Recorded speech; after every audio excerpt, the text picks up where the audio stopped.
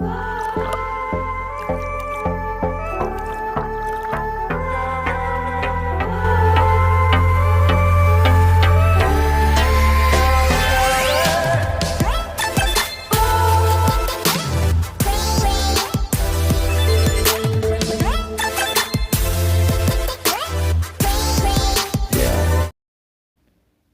प्रश्न है, मुझे ध्यान करना है लेकिन ध्यान करने की प्यास नहीं बढ़ती।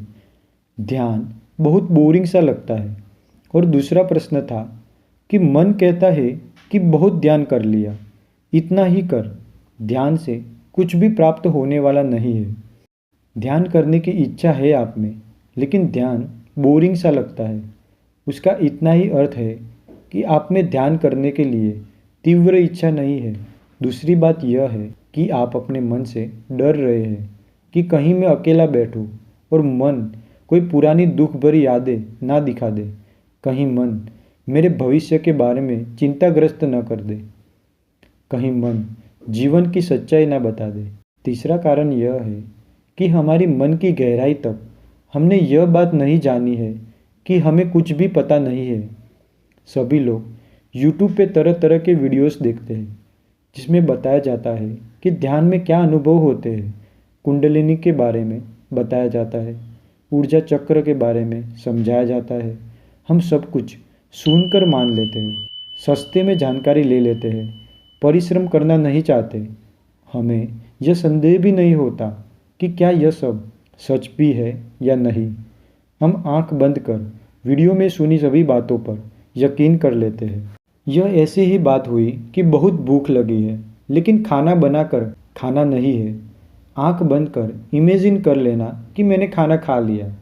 हम परिश्रम से भाग रहे हैं। अगर कोई ध्यान से पहले उसने सुनी हुई सभी बातों को एक साइड कर ले और ध्यान में उतरे, यह भाव लेते हुए कि मुझे मेरे शरीर और मन के बारे में कुछ भी पता नहीं है, मैं अज्ञानी हूँ, मन में आने वाले सारे विचार व्यर्थ हैं और मैं भीतर आने वाली सांस को एक भी बार बिना अनुभव किए भीतर और बाहर नहीं जाने दूंगा। इतना ही करने की आवश्यकता है। इसी प्रश्न में दूसरा प्रश्न था कि मन कहता है बहुत ध्यान कर लिया, कुछ भी प्राप्त होने वाला नहीं है। ध्यान में लोभ या कुछ प्राप्त करने की इच्छा लेकर जाना ही ध्यान में सबसे बड़ी बाधा बनेगा। बाहर से मिली जानकारी को छोड़ दे कि ध्यान से क्या मिलेगा, सब कुछ नकार दे। 1-2 साल का बच्चा जिसको नहीं पता कि उसके आसपास क्या है, वह कैसे आंखों को टिमटिमाए बिना सब कुछ देखता रहता है, समझने का प्रयास करता है, वैसे ही एक अज्ञानी बच्चे की तरह ध्यान में उतरे, क्योंकि कई बार ज्ञान ही बाधा बन जाता है ज्ञान प्राप्त करने के लिए।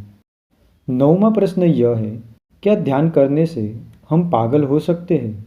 ध्यान की कोई साइड इफ़ेक्ट्स है? मैंने सुना है कि ध्यान करने से कई लोग पागल हो गए हैं। ध्यान से कोई भी व्यक्ति पागल नहीं हो सकता।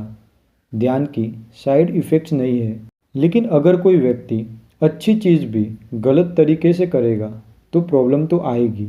हमने पिछले क्वेश्चन में देखा कि कैसे लोग यूट्यूब पे या बुक्स में ध्यान के बारे में, कुंडलिनी के बारे में, ऊर्जा चक्र के बारे में बहुत सारी बातें सुनते हैं और जब ध्यान करते हैं तब वह सभी बातें उनके मन में आती है। वो बहुत सारी बातें इमेजिन करने लगते हैं, जो कुछ भी सुना होगा। ऐसा इमेजिन करते करते मन अनस्टेबल बन जाता है, क्योंकि रियलिटी में ऐसा कुछ भी नहीं हो रहा, लेकिन वो माइंड में सब कुछ मानने लगते हैं कि चक्र जागृत हो रहे हैं, कुंडलिनी शक्ति ऊपर उठ रही है। समय के साथ मन इतना अनस्टेबल हो जाता है कि वह रियलिटी और इमेजिनेशन में फ़र्क नहीं समझ पाता। बुद्ध कहते हैं, जैसे हमारे विचार होते हैं वैसे ही हम बन जाते हैं। इसीलिए किसी भी ऐसी बातों को ना सुने ना पढ़े। अगर आप यह सभी बातों को भी सामान्य इंफॉर्मेशन की तरह ले सकते हो तो कोई दिक्कत नहीं होगी। सिर्फ इतना ही मन में रखें कि मैंने सुना है या मैंने कहीं पढ़ा है, लेकिन मुझे नहीं पता है कि कुंडलिनी चक्र या सुपर नेचुरल पावर है भी या नहीं। अपनी ध्यान साधना शुरू रखें, बिना कुछ सोचे कि मुझे ऐसा होगा या वैसा होगा। अनुमान कुछ ना करें, अस्तित्व में क्या हो रहा है वो अनुभव करें। अनुमान को छोड़े और अनुभव से जाने। 10वां प्रश्न है कि ध्यान के दौरान गंदे विचार आते हैं, क्या करें? प्रश्न में गंदे विचार से उनका क्या मतलब है वह कहा नहीं गया है। हो सकता है किसी दूसरे व्यक्ति के लिए क्रोध, अपमान या जलन की भावना आती हो, या अपने करीबी लोगों की मृत्यु का ख्याल आ जाता हो, या फिर सेक्स। अगर वह विचार सेक्स से रिलेटेड है और सेक्स को गंदा या खराब मानते हो तो प्रॉब्लम यहीं से शुरू हो जाएगी। सदगुरु का एक क्वाट है, सेक्स शरीर में और पैसा जेब में हो तब तक सब कुछ ठीक है। यह तभी प्रॉब्लम्स बन जाते हैं जब वो मन के भीतर प्रवेश कर देते हैं। सेक्स शरीर तक लिमिटेड है, शरीर की ज़रूरत या रिप्रोडक्शन के लिए सीमित रहे तब तक सब कुछ ठीक है। लेकिन हम इसे अपने जीवन की सबसे मुख्य चीज़ बना लेते हैं। दूसरी बात यह है कि हमें यही समझाया गया है कि यह गलत है, यह बुरा है, गंदा है।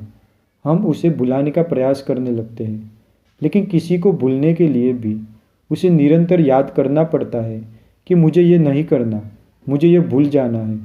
तो भुलाने में भी याद छिपी हुई है। मन का स्वभाव है कि आप उसे यह कहोगे कि यह मत सोचो तो मन सिर्फ वही सोचता रहेगा। सबसे पहले सेक्स को खराब या गंदा सोचना छोड़ दे। इसे जीवन की सामान्य कार्य की तरह लो। इसे अपने मन में ज़्यादा मत बना लो, जैसा यह है वैसे ही देखो। दूसरी बात यह है कि हम मन में जैसी इंफॉर्मेशन डालेंगे वैसे ही विचार वह उत्पन्न करेगा। तो अपने स्मार्टफोन से इस प्रकार की इंफॉर्मेशन लेना बंद कर दे जो आपके मन में सेक्स को बढ़ा चढ़ाकर इमेजिन करवाती हो। तीसरी बात, कोई भी विचार ध्यान के समय आए, हार न माने। कम से कम आधा घंटा ध्यान करने की अवस्था में बैठे रहे। ध्यान हो या न हो उसकी फिक्र छोड़ दे। सबसे पहले मन का सामना करें, अपने मन से भागे नहीं। विचार आए तो आने दे, विचार जाए तो जाने दे। फिर से ध्यान अपनी सांस पर ले जाए। ध्यान मन को देने वाली ट्रेनिंग है।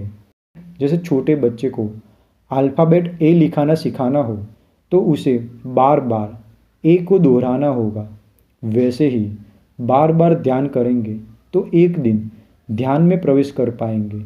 लास्ट क्वेश्चन है, मैं अभी तक निर्मल स्थिति तक नहीं पहुंच पाया हूँ। मुझे कैसे पता चलेगा कि मैं ध्यान की वह निर्मल स्थिति तक पहुंच गया हूँ?